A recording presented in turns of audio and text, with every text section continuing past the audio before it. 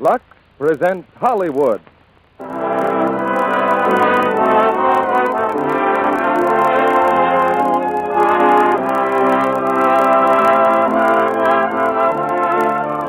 The Lux Radio Theater brings you Ida Lupino, Brian Aherne, Dame May Whitty, and Edith Barrett in Ladies in Retirement.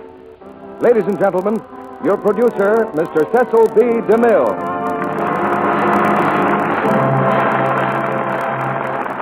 Ladies and gentlemen, Ida Lupino was born in London during an air raid.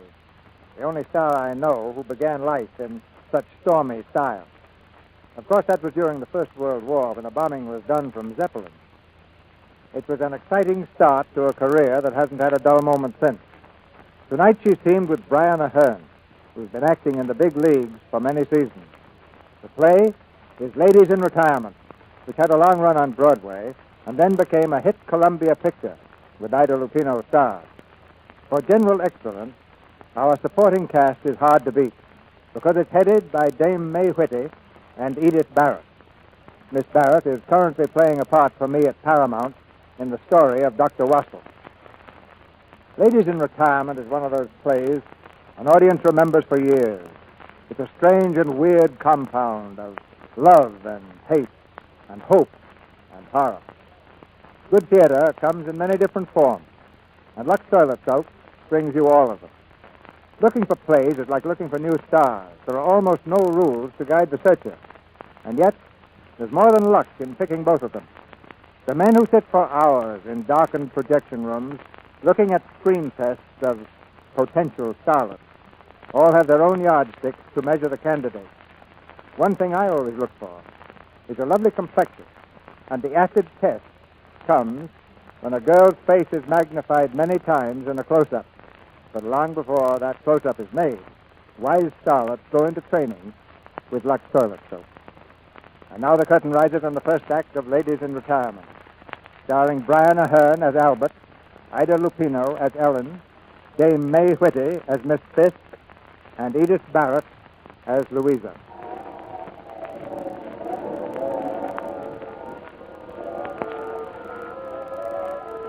England, 1885. On the marshlands in the region of the Thames estuary, a chill wind blows forever from the sea. It's a cheerless gray landscape, broken only by an occasional lonely house, surrounded by pockets and wisps of fog. At the doorway of one of these houses stands a girl, Ellen Creed. In her hand she holds a letter just delivered. This letter will change the lives of many people. It will mean the death of one. Ellen, where are you? Yes, mistress. Is there any mail? No, mistress. Just this one letter for me. Oh, well. Don't miss your train, Ellen. No, I won't. And about that business I want you to see to for me in London. This note is for Mr. Scott at the bank. It's about those Brazilian bonds of mine, and... Ellen, you're not listening. Oh, but I am, mistress. You seem upset. Bad news? Oh, I don't want to bother you with my troubles. Why, it isn't a question of bothering me. Why, you become almost like a daughter, Ellen. Well, mistress, this letter is from my sisters, Emily and Louisa. They're very unhappy back in London without me.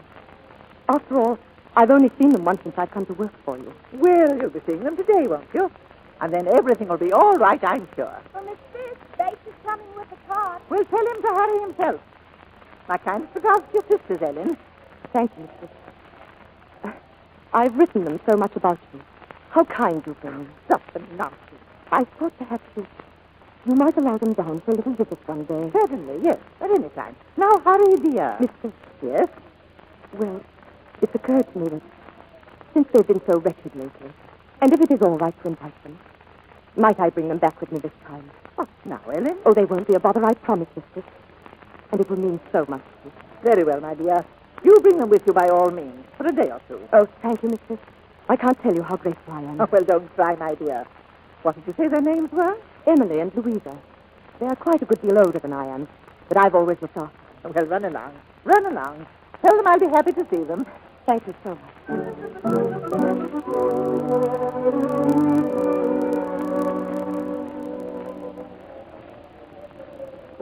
much. little tomtit sang willow, sit willow, sit willow. And I said to him, Kitty bird, why do you sit singing? Willow, tit willow, tit willow. Who's out there? Who is it? Oh, go on, don't stop. Who are you? What are you doing at that window? Listening? Very nice, too. What do you want? Ask me in and I'll tell you. Very well, young man, you may come in. But mind your manners. Oh, I will. Well, isn't this where Miss Ellen Creed lives? Yes, she lives here. What do you wish to hear about? Oh, it's a personal matter. She's my aunt. I'm Albert Feather. Your aunt? Ellen? Honour bright. Her mother was my stepfather's uncle's second wife. Where do you come from? Gravesend. I work in a bank there. Oh, that's a very long walk. I'm afraid it's all been for nothing. Your Aunt Ellen's gone to London on some business for me. Oh? How long will she be away? Oh, a few days. A few? Oh, blimey. That'll be too late. Is there anything I can do? I'm Miss Fiske. Your aunt's been working here as a sort of housekeeper companion. Oh, I didn't know. I haven't seen her for 5 years. Well, can I help? I wonder. Well, what's the trouble? Or is it trouble? It's trouble, right enough. Oh, I hardly like to tell you. Oh, I see. What's the amount?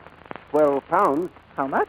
£12. That's a lot of money. I know. And what's worse, I've got to have it by tonight. I'm short at the bank. It means jail if I can't put it back before the cashier checks up. Gambling? No, it's a girl. Oh. Are you engaged to her? Oh, no. She's an actress. She was in a travelling company in Gravesend. What, at the old Grand? You know it? Why, I played there. Years ago, of course. Oh, were you an actress? Front row of the chorus. Fourth from the right. Oh, she was in the chorus, too. I expect you took her out to supper, and then she persuaded you to go around the shops with her. Now, how did you know? Oh, imagination, my boy. Well, at any rate, she's over the hills now to some other town and to some other fool. The little thief. Well, don't you worry any more about it. I'll give you the £12. You will? Perhaps I owe it to you in a sense. Or to some other fool. Oh, you're a lifesaver. Now, you wait here. I'll just run upstairs and get my keys. It's a pity there aren't more like you. Well, that, my lad, is a matter of opinion. Hey, do you mind if I tinkle on your ivories? No, do. It's the same the old world over. It's the poor what get the blame, while the rich has all the pleasures, knowing that a flint in a shame.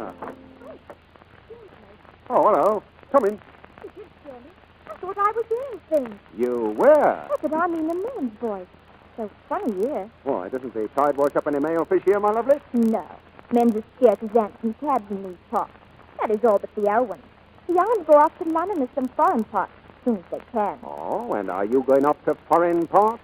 Depends. Depends on what? If anyone ever asks me. I shouldn't think with eyes like them there'd be any difficulty. Go on. What's your name? Lucy. I'm the maid here. What's yours? Albert. I'm Miss Creed's nephew. Funny, I've never heard about you. Oh, that must be remedied. How about making the most of a male piece now one is washed up, eh? What about a little Oh, no, snack? you mustn't. I don't know you. Oh, you don't have to know people to kiss them. Well, I do. Let me go. Do you hear? All right, my girl, it's your loss. Has Lucy been entertaining you, Albert? Hey? Oh, he came in and we was having a word or two, you know. Excuse me, ma'am. Nice looker, isn't he? I didn't notice. Oh, come now, Albert. Don't lose your sense of humor. I hope you're not one of those people who won't benefit from experience. Otherwise, my £12 will be rather wasted, won't it? Oh, don't you worry, Miss Fisk. I've had my lesson. I hope so. This is where I keep my little horn. It's an old bake oven, really. Ooh, proper too, ain't it? Yes. Yeah, what's that? That iron poker thing. This is what they used to pull the loaves out with. Of course, we don't use it as a bake oven. It hasn't been used in years. Now then, £12, I think you said? I suppose you couldn't make it 15? No, I couldn't. No, you couldn't. Well, do I give you an IOU? No, thank you. This isn't a loan. I shouldn't like you to incur the remorse of not paying it back. You're a daisy. Now, let's forget all about it. If you'd come next week, you'd have found 3 of your aunts here. Ellen's bringing her sisters back from London. What, the potty ones? Potty? Clear as mice in a cage. Oh, but they're quite harmless, especially when Aunt Ellen's around. Well, that's a comfort. They're coming to stay here for a few days. They seem to mean quite a lot to your Aunt Ellen. Oh, they would. Why, she's looked after them since she was a kid. She's watched over them like there was a couple of perishing babes in arms. Well, I think that's very commendable of her. Perhaps. Well, cheerio. Oh, by the way, I'd appreciate it if you didn't mention our little transaction to Aunt Ellen. Oh? Very well, if you like. Thanks. So long, my lady. Coffee. The coffee one.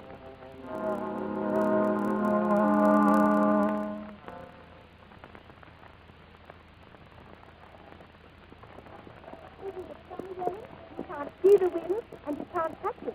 But it's there. I think you better have the scarf around you, dear. It's getting quite chilly. Listen. What's that? Those are the priory bells, Emily, from over the marshes.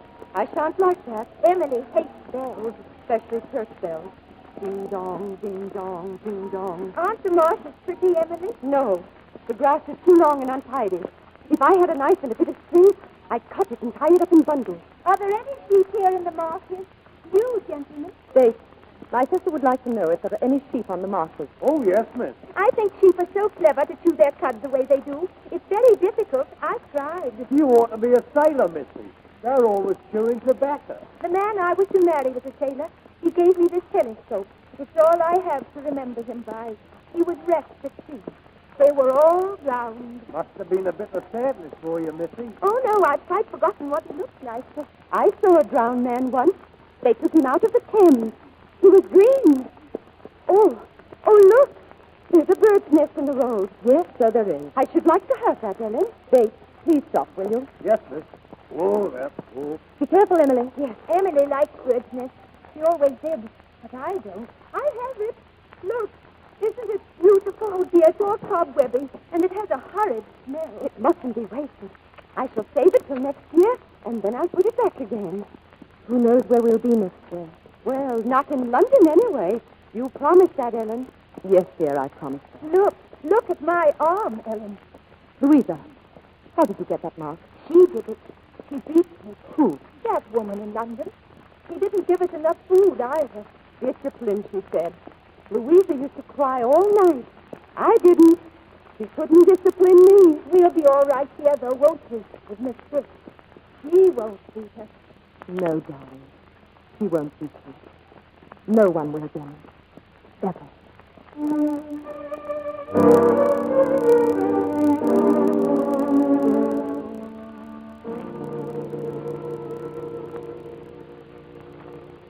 Miss Fiske, my sister Emily and my sister Louisa. How do you do, Emily? We are very glad to be here. Louisa, how are you? Don't touch me, please. Really? I don't like people to touch me. Really? Louisa, dear, I'm afraid Miss Fiske will think you're very rude. She doesn't like people to touch her, that's all. Oh, what beautiful furniture. Just like we used to have before we lost all our money. Some of these are our things, dear. Miss Fiske bought them at my curio shop before I came to live here. I want my tea, and I want to wash. That smelly train was very dirty. She's always fussing about the dirt. I hope to keep things tidy here. Well, cleanliness is next to godliness. Don't you agree? I'm quite clean, I believe. I don't know that I'm particularly godly. Oh, I thought you were a Roman.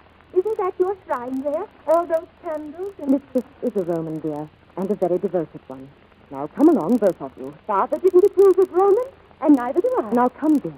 They are tired, Miss Fiske. They've had a long trip. Yes, I'm tired, Ellen. I'm not. I never get tired. Sometimes I walk about the house all night.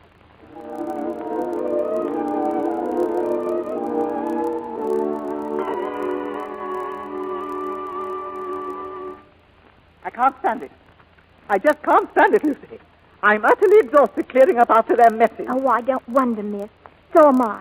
And you should see their bedroom. It's like a goat's pen. I know it. If it isn't one thing, it's another. Why, for the last 6 weeks, I might just as well have been living in the middle of Piccadilly Circus. My heart won't stand it. Go and get me my smelling salts. Yes, and... Miss Fiske, Yes, what is it? will they be staying much longer? They have my invitation to go this evening.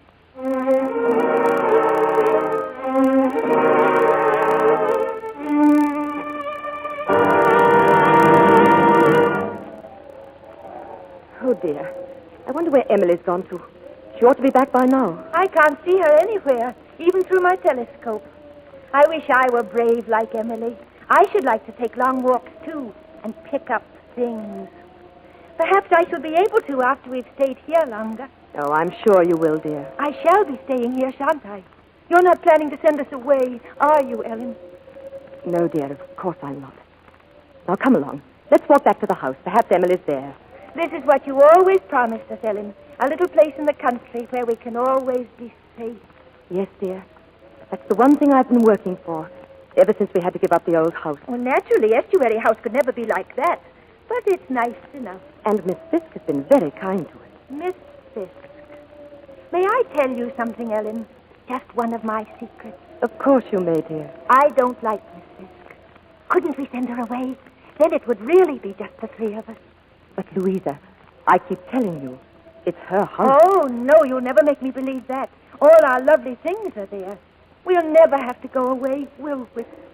No, darling. I've promised you. Never.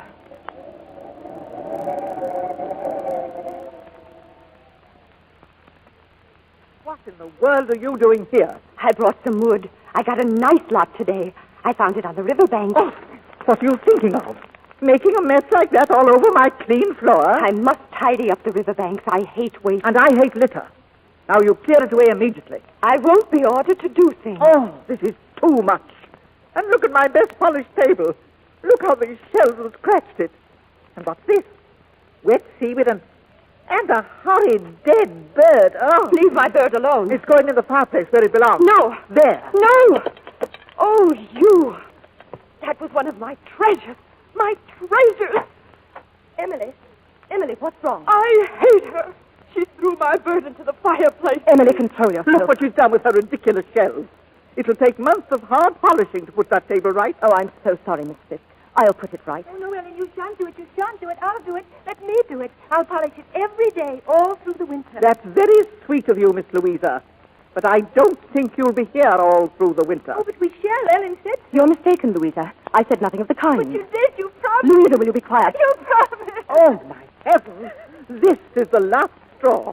You drive me as crazy as yourself. Ellen, she said... Oh, Ellen.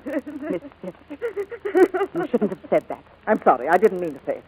But I've had about as much as I can endure. Emily, take Louisa upstairs. Now stop your crying, Louisa. There's nothing to cry about. Well, do you hear?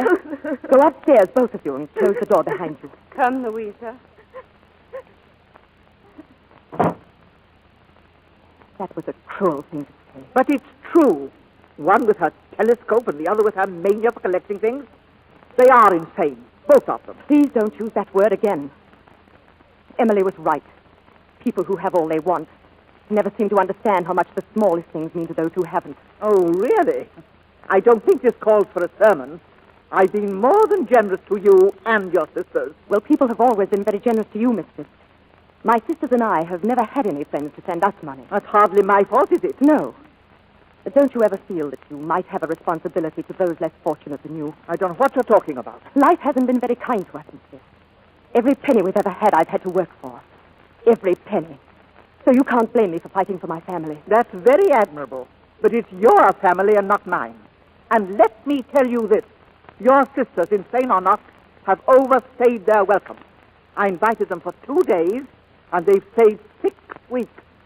Or perhaps you were planning to keep them here forever. Well, I had thought that I might pay something out of my wages toward their keep. Ellen, you're a hypocrite. You're worse. You're a cheat. You meant to foist your wretched brood on me and bleed me white. But you've chosen the wrong woman. You'll get those sisters of yours out of this house at once, and you'll take a month's wages and go with them. Miss Fiske.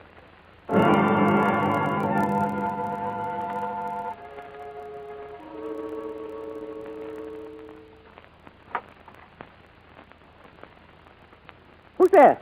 Who's out there? Who is it? Miss Fiske, may I come in? What are you prowling about at this hour? I wanted to talk to you. Please. Mind your tongue, girl. We don't want any more of this afternoon's unpleasantness. I'm so sorry about that, Miss Fiske. I shouldn't have spoken to you as I did. No, you shouldn't. Miss Fiske, Do you remember the letter that arrived the day I went away to London? Yes, what about it? Well, it was from their landlady. Emily and Louisa had, been a little difficult. She'd sent for the police. They were going to be put away in an institution. The landlady was quite right. That's where they belong. But, Miss Fiske, you don't understand. They're my sisters.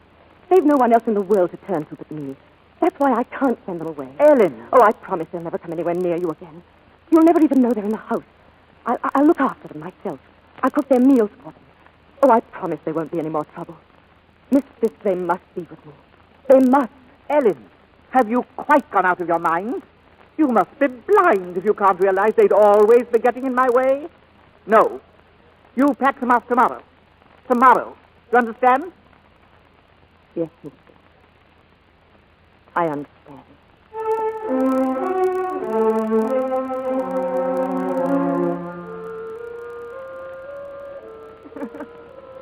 Oh, Ellen.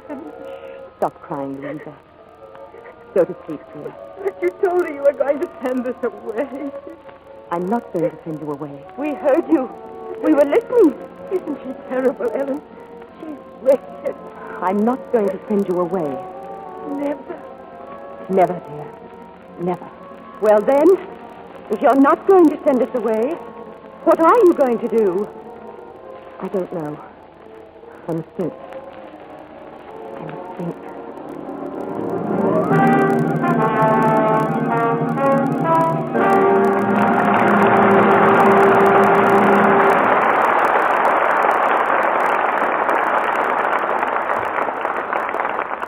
In a few moments, Mr. DeMille and our stars Brian Aherne, Ida Lupino, Dame May Whitty, and Edith Barrett will return in Act Two of Ladies in Retirement.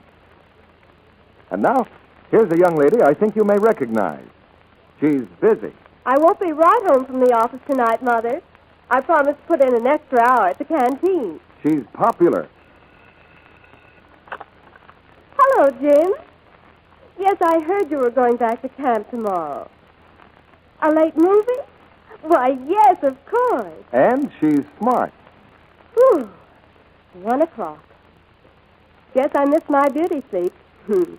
But I'm not missing my beauty care. Not after the way Jim kept calling me gorgeous all evening. Well, she's a Lux girl, of course. As modern as a minute, and mighty attractive, too. A girl with the irresistible charm of smooth, lovely skin. She's found a complexion care that works. And she's wise enough never to neglect it. She says, My Lux Soap Active Lather facials are so quick and easy. Here's all I do. I smooth lots of the creamy lather well in. I rinse with warm water, then splash on cold, and use a soft towel to pat my face dry. It's wonderful how smooth and soft that rich lather makes my skin feel. now there's the gentle complexion care used by lovely women all over the country. Busy women like the screen stars who devote so many of their leisure hours to war work.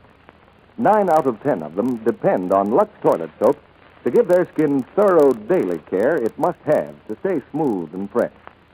Lux toilet soap is a real beauty soap, you see. Hard-milled and satin smooth, with lather so rich and luxurious it feels like a caress on the skin. Why not try these daily active lather facials screen stars use? Put Lux toilet soap on your shopping list for tomorrow.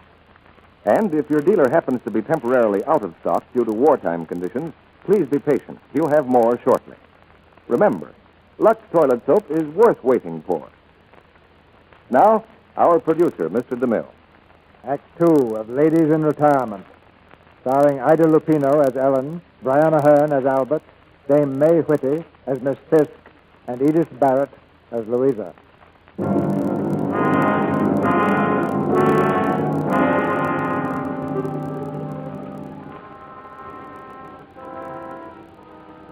I'm not going to send you away. I must think.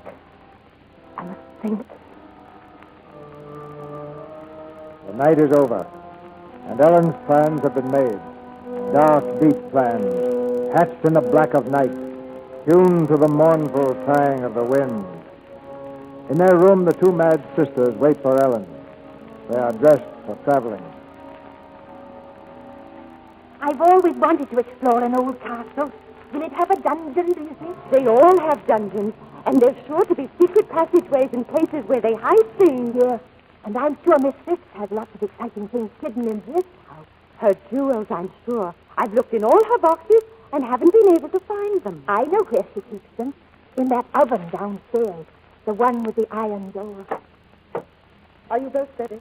Oh, yes, Ellen. I managed to pack all the lunch into one bag. Mine. Now, dears, come here and sit down.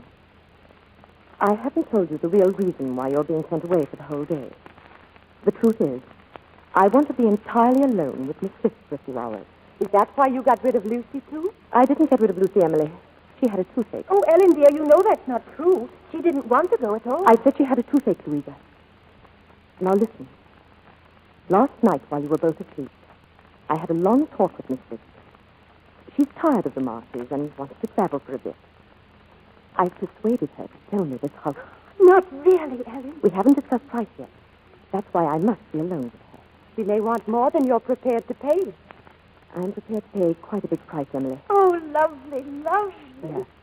Now, there's one more thing. The most important. You see this Bible, both of you. Well, I want you to swear on it by Father's memory that you will never repeat a word of my buying this house as long as you live. What do I say? Just say I swear. Oh, I swear. You too, Emily. I won't swear on the Bible.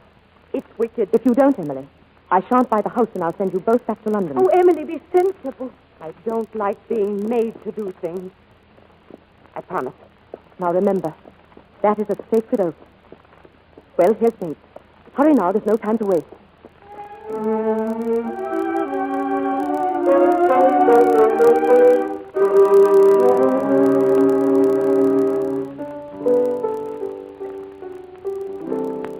Oh, Ellen. Ellen. Yes, mistress. Oh, you startled me.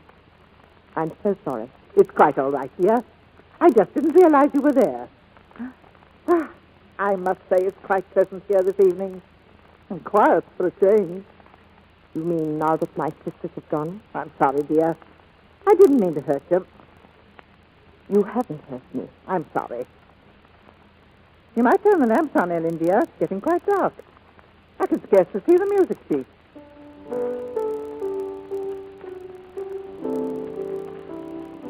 Ellen, did you hear me? Turn on the lamps, dear.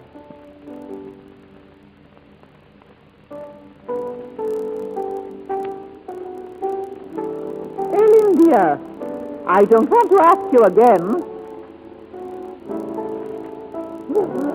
Oh.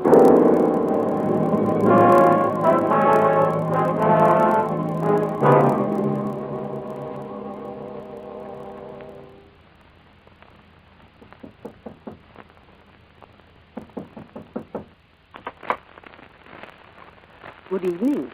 Yes? What do you want? May we come in? Are you nuns? Yes, we're from the Priory just down the road. We'd like to speak to Miss Ellen, unless Miss Fiske is there. No, she isn't. Miss Fiske has been away for over 2 weeks.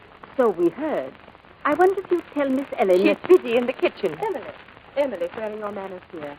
Come in, sisters. Oh, thank you, Miss Ellen. I didn't know you were here. We were just in the middle of putting up some quince jam. Oh, please don't apologize. I'm afraid we've come on a begging errand. Our supply of oil hasn't arrived from Rochester, and the Reverend Mother wondered if we might borrow a can for over Sunday. Why, of course. Lucy, will you run off into the shed and bring in a can of paraffin? Yes, Miss Ellen. I noticed the candles are burning at the shrine, Miss Ellen. Oh, yes. Ellen's taken to lighting them lately. She thinks Miss Fiske would like her to. She says it keeps her memory burning. Oh. When are you expecting her back? Well, I really couldn't say, Sister Teresa. She hasn't written for over a fortnight. We were so surprised to learn she'd gone. She hadn't mentioned she was planning a journey. No, it was quite unexpected. She had a letter from some old friends inviting her on a trip.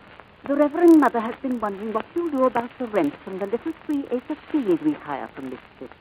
Well, I'm managing all her affairs while she's away. If you'll send it to me, I'll forward it when I get her next address. Here's the lamp for Miss Ellen. Oh, thank you. Thank you, Miss Ellen. Not at all, sisters. Good night. Good night. Good night.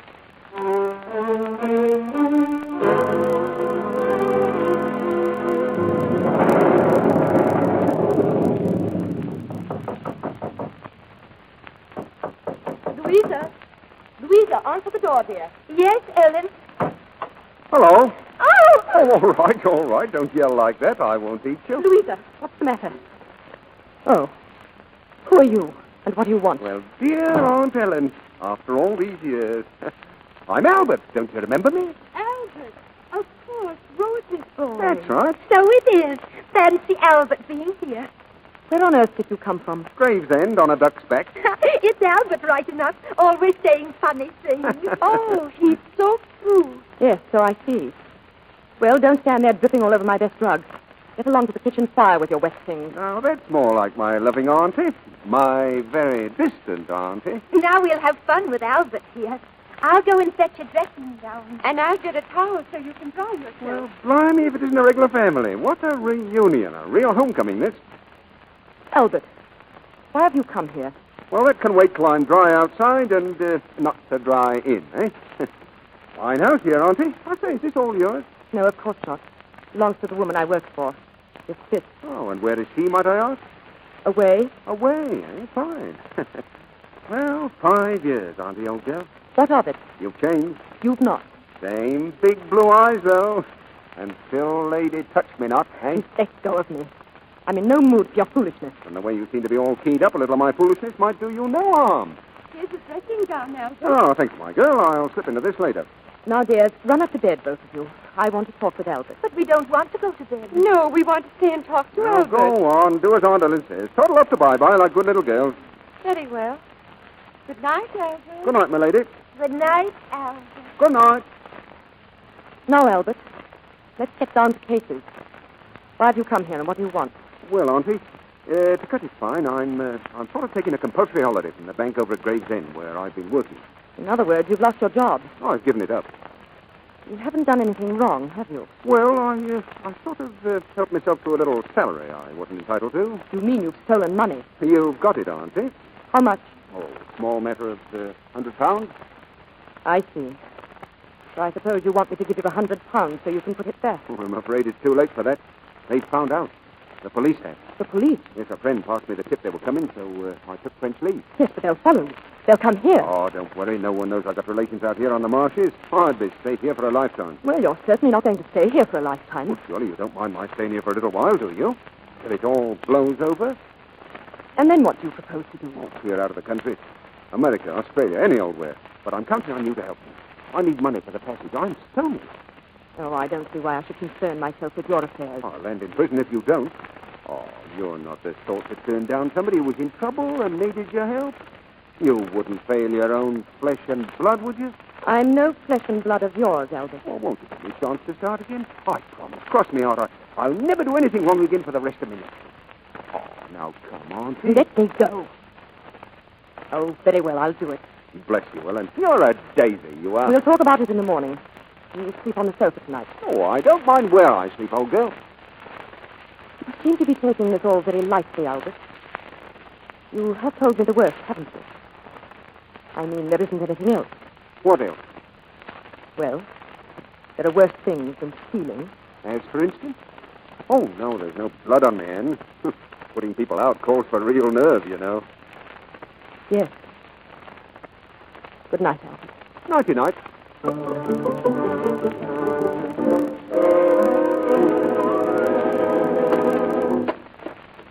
What do you think you're doing there?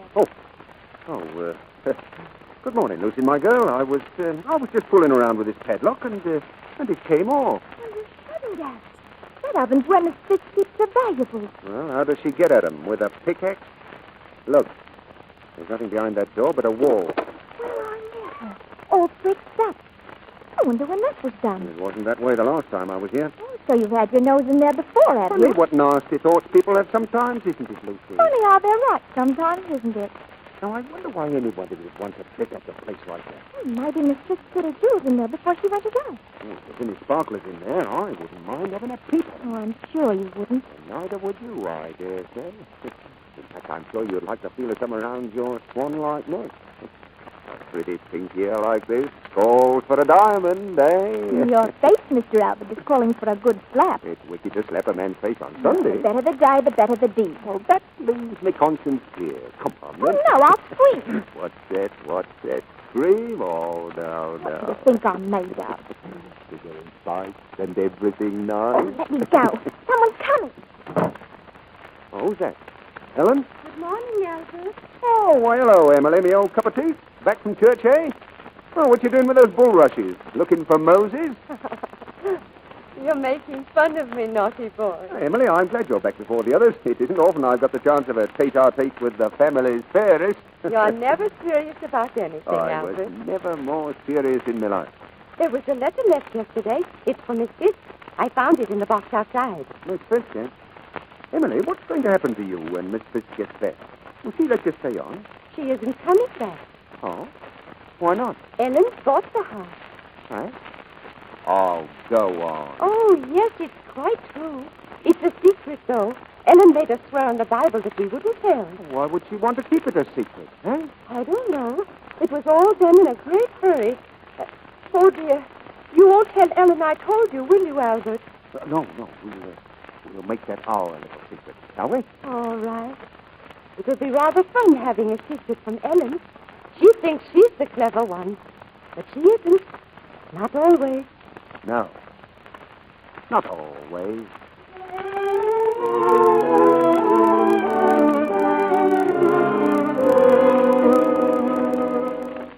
Albert, I want to talk to you. Eh? What about?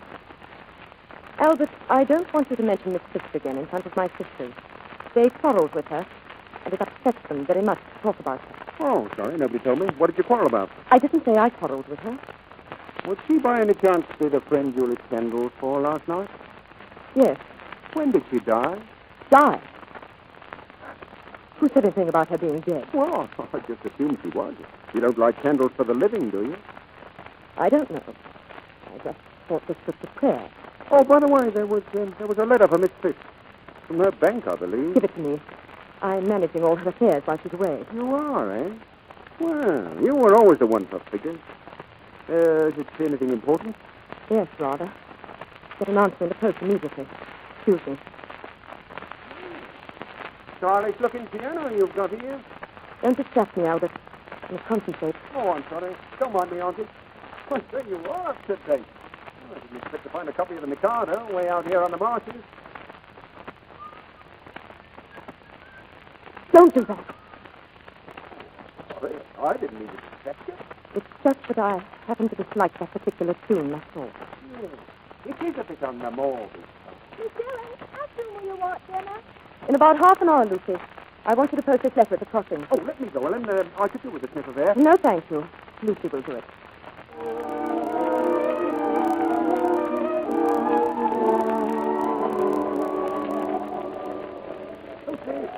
Lucy!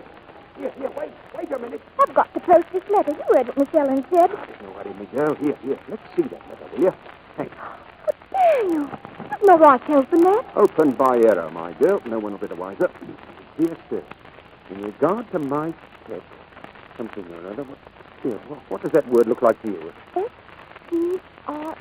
Sprained. That's it. Owing to a sprained wrist. Something yours, Leonora Fiske. Yes, signed it Leonora Fiske. What's it mean? What do you think? Well, it looks as if she's pretending to be Miss Fiske and getting money on the strength of it. Brilliant. That's true. She's a thief. Like you. Shut up. What'll happen when Miss Fiske comes back? Supposing she isn't coming back. Suppose she's died somewhere, and Ellen's the only one who knows. Well, you can't die and only one person know it. Oh, can't you? I'm not so sure. One thing I do know, she'd never take the risk unless she was positive Miss Fiske was out of the way for good. Well, all right. Assume she's dead and Aunt Ellen's tapping the funds. Might be years before anybody would find out.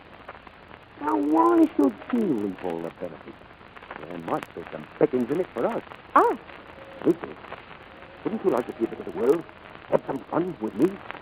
you'd send down Nick himself, wouldn't you? You've got to help me get proof. Well, I don't want to do anything mean or underhand. Oh, would I ask you to? Just use your eyes and keep your ears open, that's all. Now, what do you think? I don't know. Look up here, dear. Perhaps this will help you make it. Well, I'll help you, Albert. that's my girl. That's my little Lucy.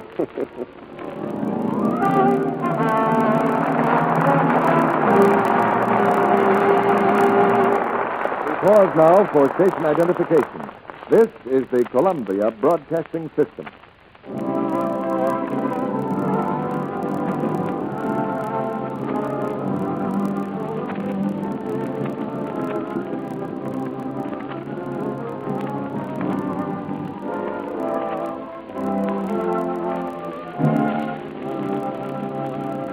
After a brief intermission, Mr. DeMille presents Brian Aherne, Ida Lupino, Dame May Whitty, and Edith Barrett in the third act of Ladies in Retirement.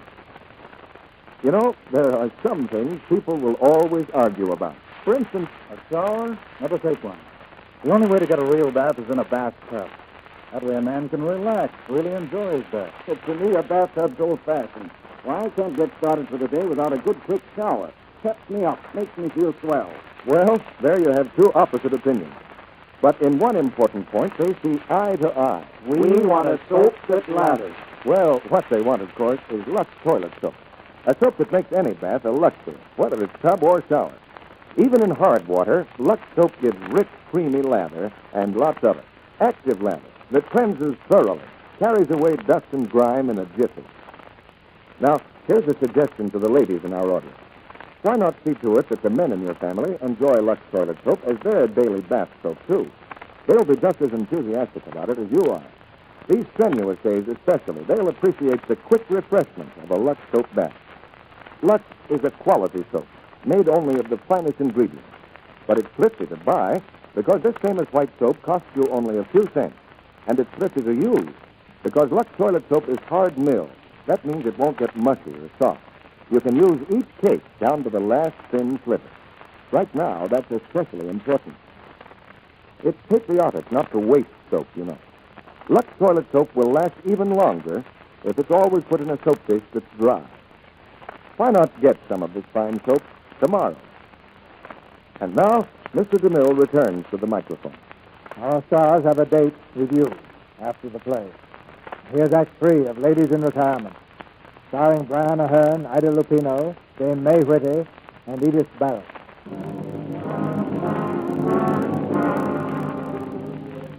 Late at night, the house lies sleeping in the moonlight. But Ellen is awake. Her face drawn and haggard, she paces the floor of her room.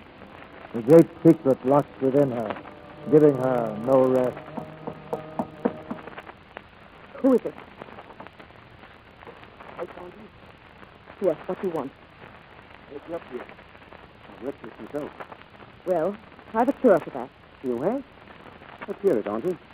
There's a boat sailing for Canada on Friday. You're sailing with it. Oh, I'm not so sure I want to go to Canada yet awhile. I'm very happy here. Well, I'm not happy having you. Why? Well, for one thing, it isn't safe. Sister Teresa at the Priory knows you're staying here with us. I don't suppose there was a scandal on your account. There's more to it than that. Luke will wrap the talk. I don't think we need to worry about her. No, we've made sure of that. Now, whatever do you mean by that? You know what I mean, you cheap little backstairs. Stop it, Ellen. You're not going to make me lose my temper. Your temper. You'll be leaving here first thing in the morning, and that'll be the end of you and your temper. I shouldn't try to bluff me if I were you. I'm not trying to bluff you, Albert. I'm ordering you. And if I shouldn't choose to be ordered? Well, I can't say you are citizen. But I can send for the police. And have your scandal. Really, you're being very inconsistent now, aren't you, dear? You won't send for the police. Why are you so sure? Because there's another thing. A more important reason for not wanting the police here. Yes. As a matter of fact, you're right. Ah, well, now we're getting down to brass tacks. Would it concern Miss Fiske by any chance? It would, and it does. I met her in town today. She's coming back. Coming back? And why shouldn't she? What's she done for good? How utterly absurd of you, Albert. There's never been any question of her not coming back. And why didn't you say so in the first place? Well, you played a fool so much with Emily and Louisa. I was afraid you'd blurt it out. It means they'll have to go, too. Oh. Quite a little country holiday has obviously come to an end. I don't know what the places I'll do in Canada, but I suppose one can starve there as well as anywhere else. Oh, you get on. I'll give you a little something to start off with for your mother's sake. I suppose I should extend my most humble thanks. No, that from you would be too much. Oh, well, if that's all we have to say to each other, I may as well get up to bed.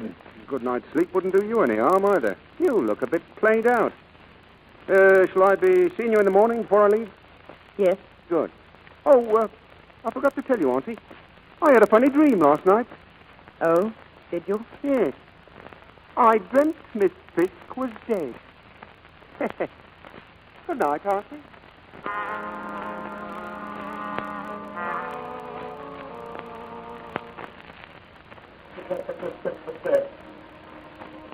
And she was dead.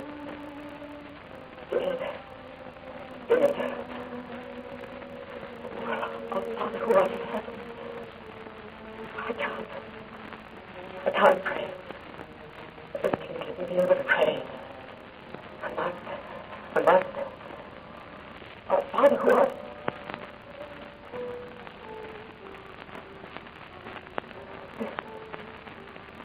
Piano.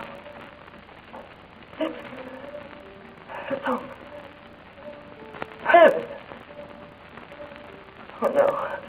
No, there can't be anyone there. It's in your mind. It's in your mind. You're hearing it, that's all. Prove it. Go on, prove it. Go down those stairs. Go down and see. There's no one there. The dead can't return. The dead can't return. See for yourself. It's only in your mind. It's just in your mind. Go on. Open the bird's parlor. Don't be afraid. It's nothing. Who's there? There is someone. A woman. A woman at the piano. Miss Fiske. Miss Fiske. Miss Fiske.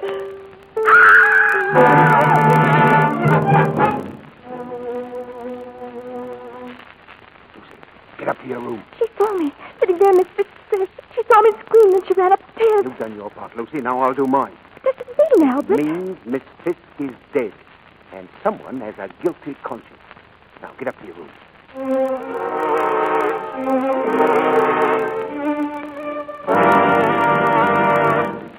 She's sick, Albert. I'm worried about her. I brought her tea this morning. She wouldn't have it. Oh, a bit of an upset stomach, I imagine. Nothing to worry about.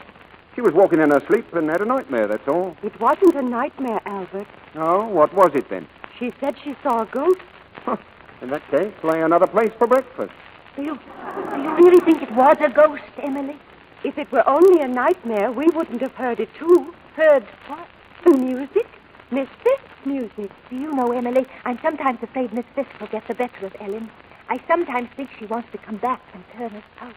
I think Miss Fiske is here now. Well, what are you two whispering about? Hadn't you better go for your walk now? Yes, Ellen. Anything you say, Ellen. Do you think you're strong enough to be up? Yes, dear. I'm quite all right now. Hadn't you better call a doctor? No, a doctor wouldn't do any good. Well, why are you two standing there like a couple of little owls? Emily's been frightening me. You've been imagining things, both of you. Now, run along to your walk. Whatever you say, Ellen, you know best. Well, Aunt Ellen, we didn't expect you down today. Why aren't you ready yet? Bates will be here at any moment to take her to the boat. That was a queer turn you had last night. What happened? Nothing. You know, you really should do something about your nerves. This isn't the first time you've walked in your sleep, according to Emily. What has Emily been telling you? No, just her usual chatter. They do say, though, that people who walk in their sleep have something on their conscience. What's behind that remark, Albert? Oh, nothing. You know, it's funny. Miss Fiske went away and she didn't even take her clothes. There's a whole closet full in her room. I looked. Well? But there's one missing. The one she was wearing last night when she played the piano. You know. Then it was you down here last night? Yes, me and Lucy. I played the piano. Lucy played Miss Fiske. Very good performance, I think. She knows, too. Not what I know. That's something you and I are going to keep to ourselves. Provided, of course, that you treat me right. What are you going to do? Well, as I said, I'm very happy here. I think with your financial assistance, I'll be able to adjust things at the bank, and we can all settle down in peace, a contented little family. You mean you propose to go on living here? With me? Why not? Well, you'd never be quite sure, would you? You might not enjoy your meals. You wouldn't dare the second time. It takes a lot of courage to kill for the first time, Albert. But once you've sold your soul to the devil, it becomes easier. Much easier. All right. Give me £500 and I'll clear out for good and keep my mouth shut. I'm not afraid of you, Albert, and your shabby little tricks. In the middle of the night, you may fancy yourself cutting quite a figure. But it's broad daylight now. Don't open it. I'll see you with these. Those nuns. I'll get out of sight quickly. Good day, sister. Miss Ellen, we must talk to you right away. Are you alone? Why, yes. What's the matter? It's really none of our business. But the police led into the Priory. What about? They're searching for a young man who stole money from the bank.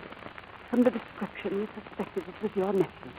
And we thought if we were told, I might have a chance to do the right thing and give it up. It is your nephew.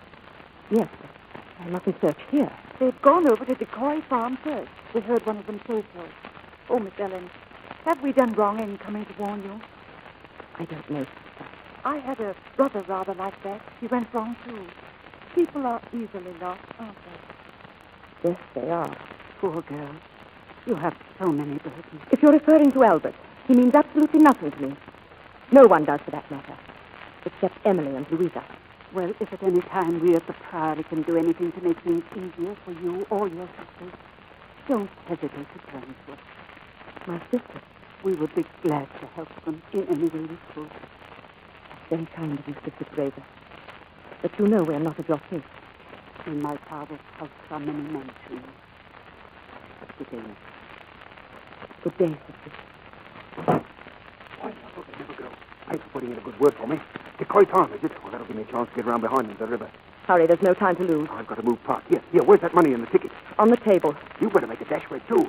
Don't stand there mooning about. Put your things on and let's get out of here. I'm not going. Are you out of your mind? You know what'll happen. They'll search out every nook and cranny. They'll even open up that iron door over there. Bricks behind it, they'll say. And they'll tear the bricks out. You know what they'll find. And you know what they'll do to you. I'm not going. You'd better hurry, Albert. Well, if that don't beat the car. So long, Ellen. No hard feelings.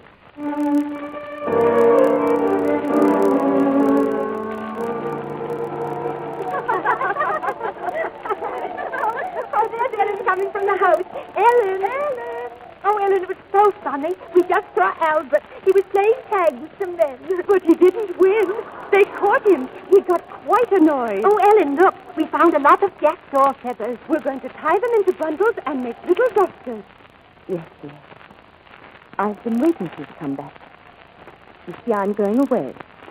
And I wanted to speak with you before I left. Ellen, where are you going? I'm going to Decoy Farm, dear. There are some gentlemen there from Gravesend, and I want to see them. You won't bring them back here, will you, Ellen? It's so nice and peaceful by ourselves. No, dear. I'll try not to bring them back. You have been happy here, haven't you? We are happy here, aren't we, Emily? Oh, yes, it's much better than London. It's so good of you to have bought this house for us. You have been clever, Ellen. How long will you be? Well, I don't know, dear. I may be quite a time. And when I'm gone, I think you might go down to the Priory and speak to the sisters there. They're very kind, dear. And they have a lovely collection of shells for you to see. We'll be all right. Yes, of course you will. But what do you have to go for, Ellen? What do you have to do? I told you, dear. Those gentlemen want to see me. You said you wanted to see them. Yes, I do. Goodbye, Louisa, dear. Goodbye. Goodbye, Emily. Goodbye. Goodbye, Ellen. Our Father who art in heaven, hallowed be thy name. Thy kingdom come. Thy will be done on earth as it is in heaven. Give us this day our daily bread. And forgive us our debts. Forgive us our debts.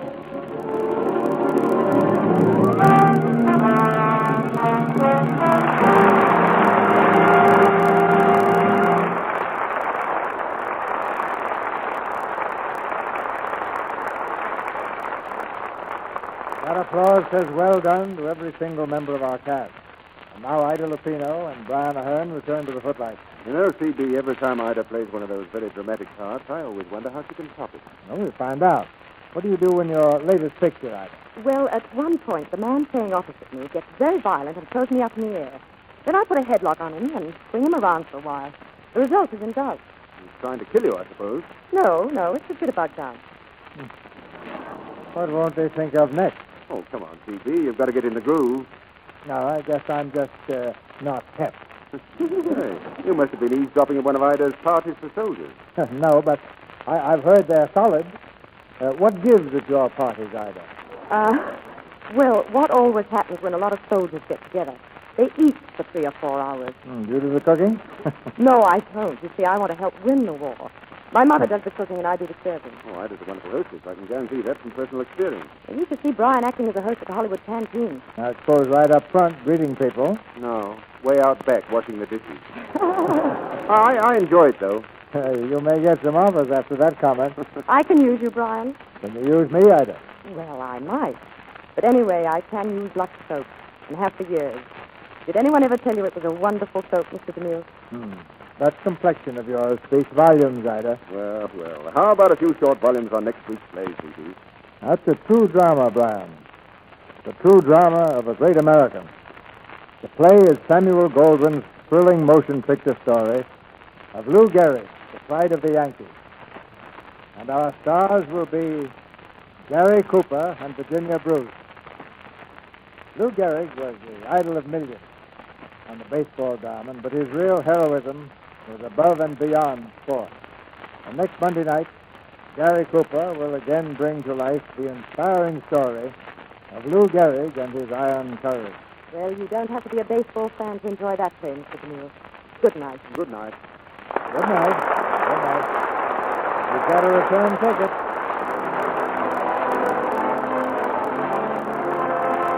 Our sponsors, the makers of Lux Toilet Soap, join me in inviting you to be with us again next Monday night when the Lux Radio Theater presents Gary Cooper in The Pride of the Yankees with Virginia Bruce and Edgar Buchanan.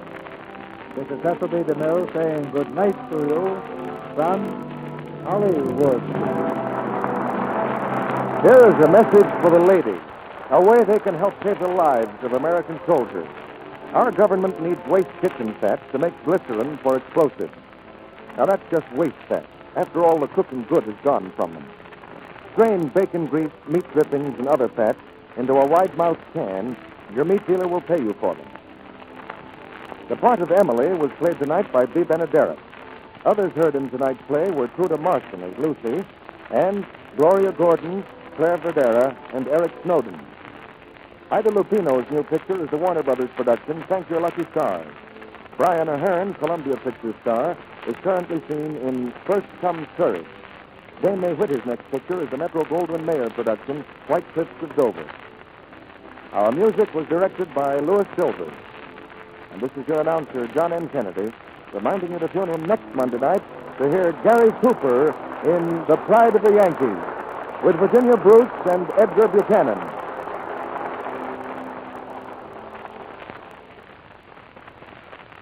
Make sure you get the vitamins and minerals your family needs in spite of food shortages. Get Vims. They're scientifically designed to help make meals complete. Vims give you all the vitamins government experts say are essential, balanced in the formula doctors endorse. All the minerals commonly lacking, too. Yet Vims cost only a nickel a day in the family size at your druggist. It's VI for vitamins, double MS for minerals. This is the Columbia Broadcasting System.